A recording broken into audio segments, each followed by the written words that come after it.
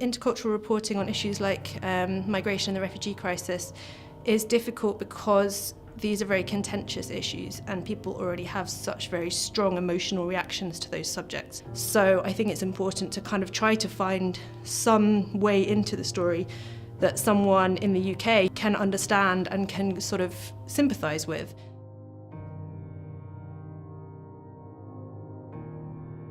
I think the importance of humanising the stories in media coverage is that without a human angle, people don't necessarily have a way into the story. So you can talk about an abstract issue, but unless you show the impact of whatever you're talking about on an individual and how it's changed the way that they interact with their community or the way that they their life is sort of altered by it, it doesn't necessarily mean as much to the viewer or the reader.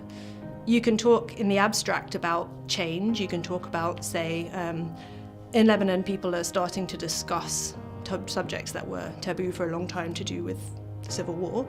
That doesn't mean anything unless you show how that affects an individual or how that actually, what that means. Someone that maybe grew up hearing about the war from their parents and heard a very one-sided narrative and didn't study it at school, how a new initiative can actually change the way that they see it or change the way that they interact with other people in the community. I think without that kind of human element, a story doesn't really mean as much on an emotional level to a reader. So I think, yeah, that's where the human story comes in.